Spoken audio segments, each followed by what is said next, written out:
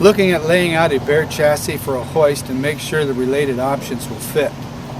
This is a general overview, not intended to cover all of the various obstacles and options you will run into. If you have any problems, you should consult the factory for assistance. Chassis layout for hoist. Step 1. Work along the driver's side, that is usually where controls are located. Measure the axle spread for the drive tires at the rear of the truck frame. The most accurate method of measurement is from one edge of the steel rim to the corresponding edge on the other rim. Center to center will be the same dimension as long as both tires and rims are the same size. Step 2. Find the center of each axle and the center between the two.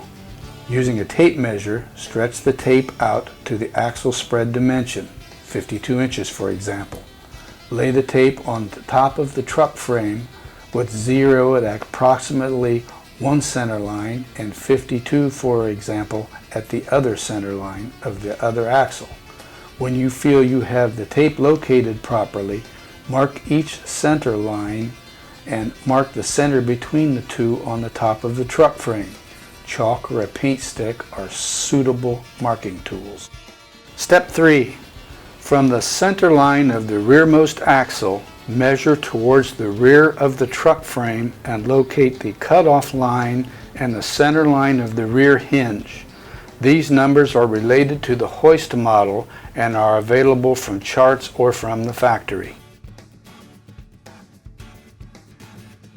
Step 4. Locate the lower and upper lift shaft centers. These dimensions are measured also from the center line of the rear hinge and are available from charts or the factory.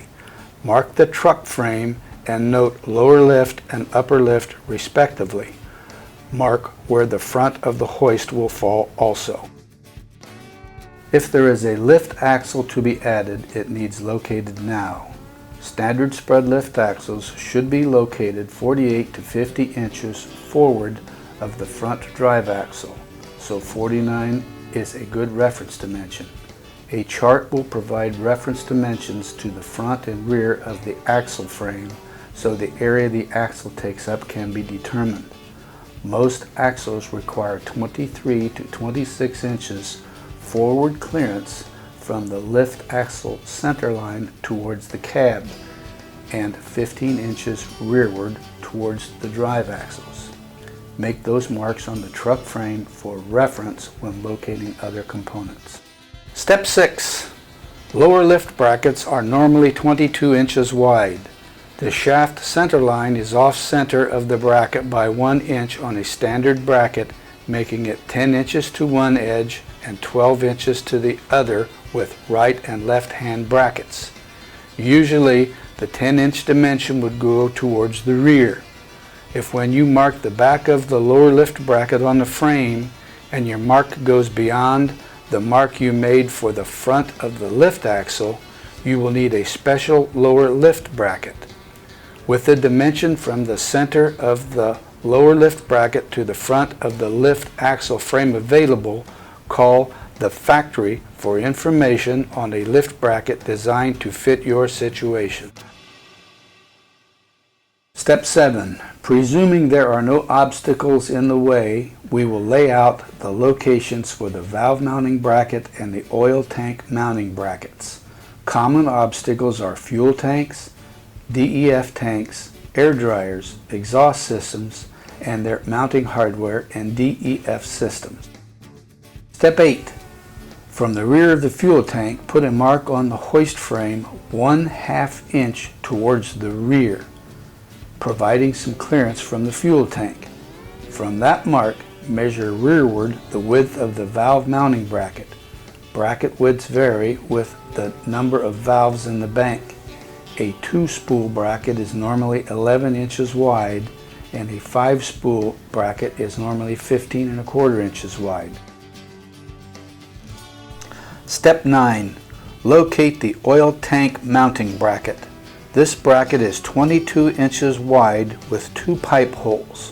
Allow 12 inches clearance behind the valve mount plate for hose clearance and mark the 22 inches on the truck frame.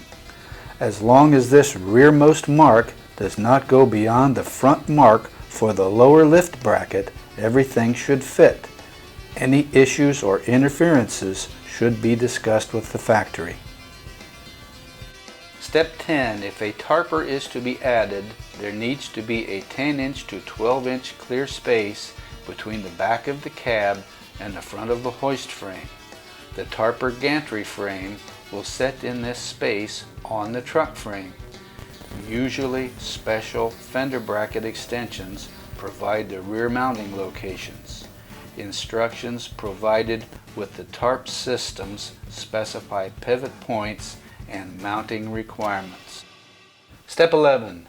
Make sure everything is going to fit before you cut off any truck frame. Any adjustments required, say slide the hoist back to the rear 1 inch or so for a clearance issue, will require remarking all steps in this procedure. Be absolutely certain everything will fit prior to cutting off any truck frame. That is a very final step and may not be correctable. Information is available from the factory to cover the exact model and options for your application. Thank you for visiting GalFab's website.